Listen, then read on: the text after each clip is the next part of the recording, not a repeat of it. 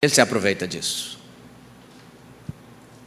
E ele tem feito muito disso nas igrejas evangélicas. Muito. É impressionante. Eu tenho um livreto que trata do que acontece nas igrejas onde há uma sede, uma verdadeira batalha na procura de dons espirituais e de experiências sobrenaturais e de curas e de milagres Essa experiência foi contada por um missionário americano. Eu só não me lembro agora exatamente se ele era missionário na África ou na China, um dos dois. E esse missionário então conta que de férias nos Estados Unidos, passava por uma rua e estava em frente a um templo desses evangélicos, e ouvindo a música ele sentiu vontade de entrar para ver o que acontecia naquele culto. Sentou-se, ao seu lado uma senhora, e de repente no momento de oração, aquela senhora que estava ao seu lado começou a falar em línguas, e falava com veemência, e à medida que ela falava, ele foi ficando assustado com aquilo do seu lado. Os irmãos em volta glorificavam a Deus, a irmã recebeu o Espírito Santo, aquela coisa, não é? Que os irmãos já sabem como é que funciona.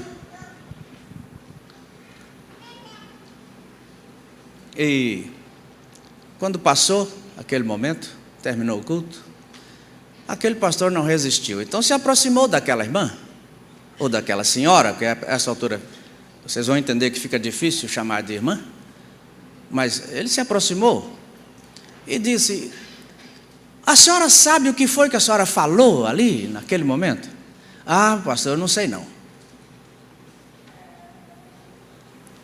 senhora não sabe o que falou? Não, não sei. Pois é. A senhora acha que recebeu o Espírito Santo de Deus naquela hora? Ah, recebi, pastor, eu recebi o dom de línguas. É mesmo? É. Com certeza, pastor, glória a Deus. E o pastor missionário disse: olha, irmã, eu sei cada palavra que a senhora falou. E sabe por que eu sei? Porque a senhora falou na língua do povo onde eu sou missionário. E aí disse China ou África, não sei. A senhora falou na língua daquele povo lá com quem eu convivo. Então eu sei cada palavra que a senhora falou. Mas o pior que eu vou te dizer é o seguinte, irmã: eu não tenho coragem de traduzir para a senhora, porque a senhora disse tantos palavrões e tantas obscenidades dentro do templo de Deus, que eu não tenho coragem de dizer o que a senhora falou. Eu estou dizendo que quando a pessoa perde o controle da emoção, o diabo se aproveita disso. E dentro das igrejas, nós todos precisamos ter a convicção absoluta de que quando a Bíblia fala de línguas estranhas, está falando de línguas estrangeiras. Aliás, as últimas traduções, né, Samuel, nem fala mais língua estranha, já traduz exatamente como está no original, línguas estrangeiras. A palavra de Deus nunca ensinou a existência dessas línguas estranhas, irmãos. Línguas estrangeiras, sim. O apóstolo Paulo dizia: irmãos de Corinto, eu falo mais línguas do que todos vós. Paulo viajava o mundo inteiro, pregava no mundo inteiro, e falava muitas línguas, tanto pela cultura como pelo poder de Deus, pelo dom de Deus. O poder de Deus para nos fazer falar línguas estrangeiras hoje sem estudar é o mesmo poder. O dom de Deus para fazer isso já acabou há muito tempo. Coríntios 13 diz que acabou. Ainda recentemente eu tive um convite para ir à Argentina ajudar cruzadas internacionais na evangelização daquele povo de Buenos Aires. Aceitei o convite, ganhei metade da viagem de graça, não podia perder. Eu fui lá ajudar, mas eu fui pensando que a minha tarefa seria só distribuir folheto na língua do povo, porque eu não sabia falar nada de espanhol, mas distribuir folheto eu poderia. Quando eu chego em Buenos Aires, no sábado à noite, fomos recepcionados numa grande igreja, e lá já passava de meia-noite, na grande recepção que foi feita Meu irmão Francisco Nunes, o líder de Cruzadas Internacionais, se aproximou de mim e disse: pastor Elias, o nosso Deus está me dizendo que o irmão tem que pregar nessa igreja, e começa amanhã, e o irmão vai pregar a semana inteira aqui.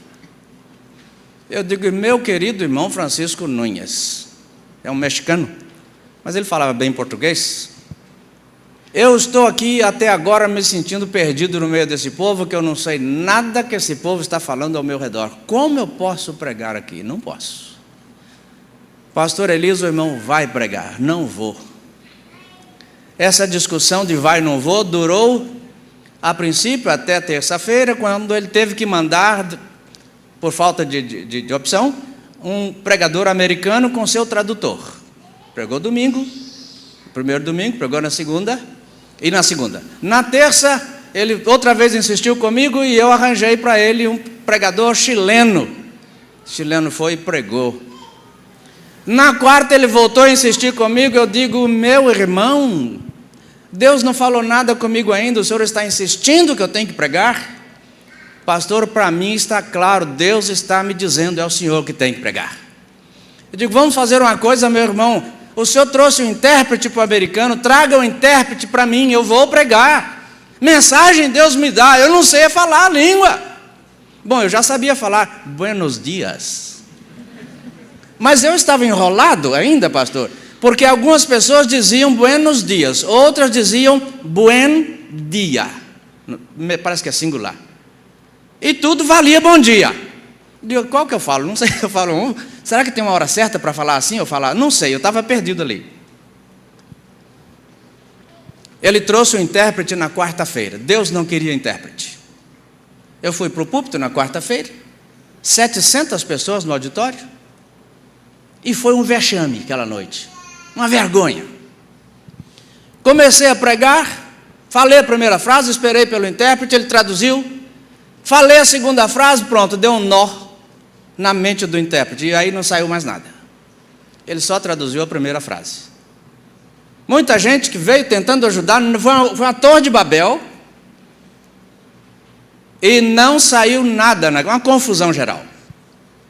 O pastor da igreja, evidentemente, ficou muito zangado, porque tratava-se de representação do nome da igreja diante dos visitantes, a comunidade que estava ali. Foi um negócio triste naquela quarta-feira. Mas o irmão Francisco Nunes voltou a mim naquela noite e disse: pastor Elias, eu tenho que saber se o senhor é homem de Deus ou não é, porque para mim o assunto está resolvido. O meu Deus me dá certeza de que o senhor tem que pregar aqui até domingo que vem, e eu vou dizer ao senhor, a partir de agora, o senhor vai pregar em espanhol aqui. Resolve isso com o seu Deus, porque para mim já está resolvido. E foi embora, irmãos. Me deixou com essa batata quente na mão. Irmãos, eu fui para a hospedagem naquela noite, mas numa crise. Mas de repente a crise passou, porque eu pensei: não, espera um pouco. A experiência que eu tenho com meu Deus me dá absoluta certeza de que, se Ele quiser, Ele vai me fazer falar espanhol. Como é que não vai? O que é impossível para o meu Deus? Ele pode. Isso me encheu de paz. Preparei o sermão. Claro que eu preparei em português. Eu nem tinha Bíblia em espanhol, mas no dia seguinte arranjei uma emprestada. Aliás, não. Esse irmão chileno que pregou na terça me deu uma Bíblia de presente. Irmão Benedito Cares. Muito bem. Na quinta-feira, auditório lotado, e eu, com toda a serenidade da minha vida, sem nenhum temor, fui lá para frente na hora de pregar, mas tranquilo, porque eu digo, não é uma coisa que vai depender de mim, somente do meu Deus. Se Ele quiser, Ele faz. Se Ele não quiser, eu não prego. Agora está com Ele. Eu cheguei lá no púlpito, irmãos, assim como aqui agora. Agora vocês só entendem espanhol, tá? Vocês aqui não entendem nada de português, só espanhol agora. Eu estou aqui que não sei falar nada de espanhol. Eu olhava assim para o auditório, e o que eu falo? Até aqui, neste momento, eu não sabia ainda como começar, nem convidar o povo para ficar em pé. Como é que eu falo?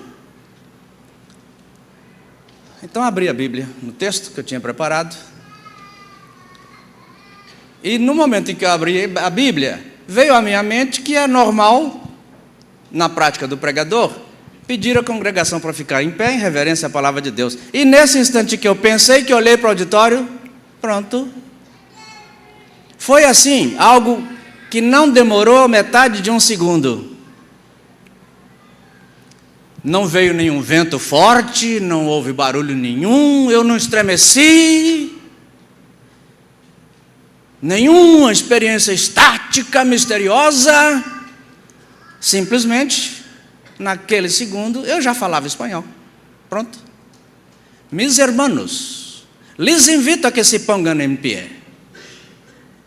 Aí eu pensei, o que será que eu falei? Mas aí o povo se levantou, eu falei, então o povo entendeu. Tá bom. Deus está comigo mesmo. E preguei o sermão. E quando eu fiz o apelo, eles não falam apelo,